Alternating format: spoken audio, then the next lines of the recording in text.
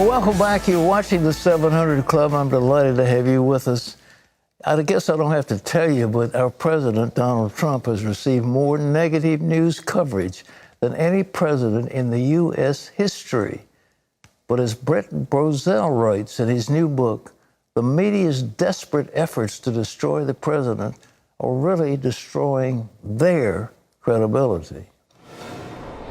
Since the moment he declared his candidacy, Donald Trump has faced an unprecedented onslaught of attacks from the press. In Unmasked, Big Media's War Against Trump, conservative media watchdogs Brent Bozell and Tim Graham expose how a radicalized news media has made its chief goal to remove President Trump from office and has become a direct threat to democracy. They show how the media knew there was no evidence of Russian collusion, but saturated the airwaves with thousands of reports about Russian collusion anyway. That's enough. Put down the mic. They list the top 10 Trump haters in the media, how the media has openly called for violence and smeared Trump supporters as racist. And they show how this open warfare against President Trump has destroyed the media's own credibility, as poll after poll show that Americans no longer believe them. Well, Brent Bozell is joining us now from Washington. And Brent, it's good to have you with us. I remember some years ago, I was a law student at Yale University, and your father and Bill Buckley debated two Yale University law professors. One was Vern Countryman, the other was a fellow named Fowler Harper. And your father and Bill Buckley demolished those eminent professors. It was a fantastic thing. Have you heard about any of that? Oh, they enjoyed it. They were tag teaming. They came out of Yale, and I think it was my dad who was the head of it, and Bill was his number two. Bill ran the newspaper, my father was his number two. And they were roommates, so they really enjoyed going out on the road and having some fun at other people's expense. I'm glad you remember that. Yeah, well, it was a signal moment for us because, I mean, we loved debates like that, and they used the biggest hall they had, and it was jam-packed with people. And as I say, one was a professor in the business school, the other one was a tort professor. Anyhow, that's one of my memories about him. Well, look, tell us about some of the examples you've run of in this fake news compiled in your book. Can you give us some examples of what they're doing? Well, we looked at many things, just diving down into this question, how bad has this treatment been? And your piece is spot on. There's no president in the history of the Republic who has received the treatment that this president has received. And you don't have to be pro or con with Donald Trump to appreciate that there's something very wrong here. When you've got as many bona fides as he has for his first administration, the number of jobs created, record unemployment for blacks, for Hispanics, the accomplishments just go on and on. The one I liked, 217,000 illegal immigrants with criminal records were detained in Trump's first year. These are things that you don't hear. All you hear is negative, negative, negative, 89% negative, 92% negative, 91% negative, 94% negative. In fact, in last year, in total, it was 90% negative news coverage.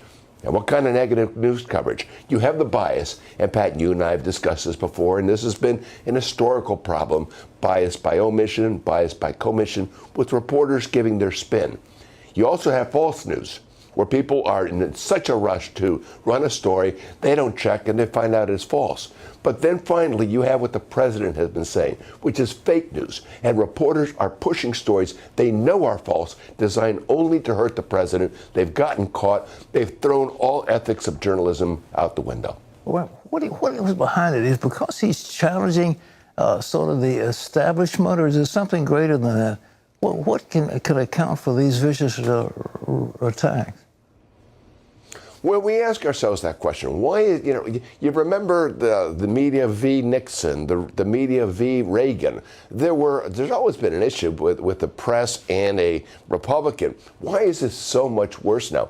I come up with three reasons. Number one, He was challenging Barack Obama's legacy and Hillary Clinton, who was going to solidify that fundamental transformation that Barack Obama had promised into the world of socialism.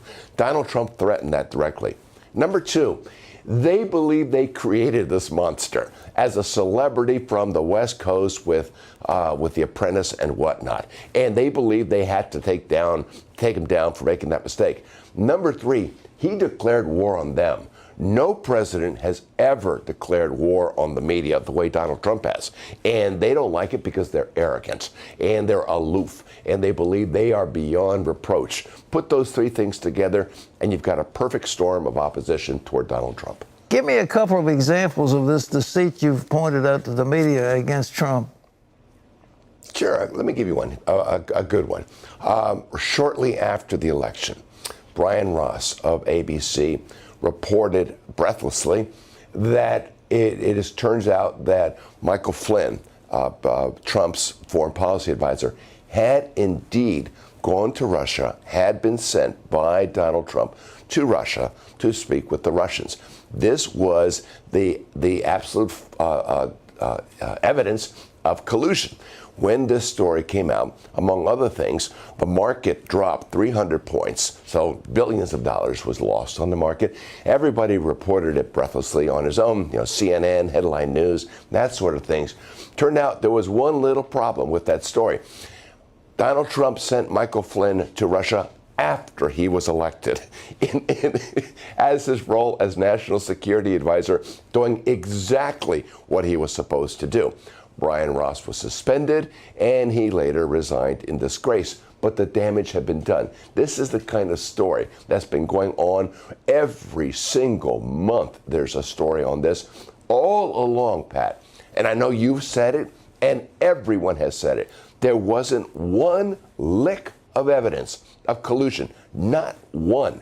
And yet the media spent the entirety of 2017 and the entirety of 2018 cover this collusion thing. And all of them pointing to Robert Mueller and his report that was going to come out because he was a paradigm of honesty and statesmanship, and he was going to tell the truth. Fine. He came out with this report.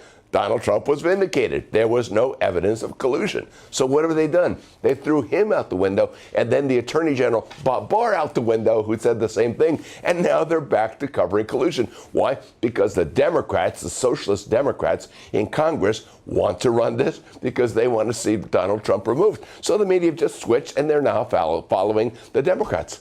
All right, last question. Do you think there is a move among the media that favors, is it socialism? Is it communism? Do they want to take down America? Is that their ultimate goal? You know, Pat, that's such a good question. I believe that the media are leaders of the left. They're not followers of the left.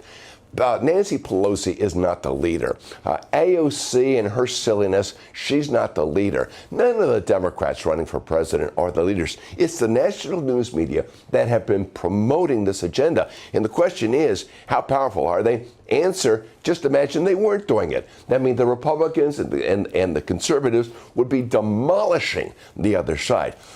How dangerous is this? I think it's a direct threat to democracy itself. When you've got the media that are projecting a narrative to the American people that is false and deliberately false, that threatens the nation. What are they promoting? They're promoting Barack Obama's transformation. I do believe it's socialism, and I do believe that Bernie Sanders is a Marxist because he believes everything that Marxists believe. If the media were doing their jobs, they'd be reporting that. And that's not a biased proposition. That's telling the truth, which is something that's unfamiliar to them. Brent, thank you so much. I'm sorry about the glitch earlier, but you've gotten your message over. Folks, this book is called Unmasked, Big Media's War Against Trump. It's a book you ought to read, and I appreciate Brent Bozell for what he's doing to expose an agenda that can be very damaging to you in your future.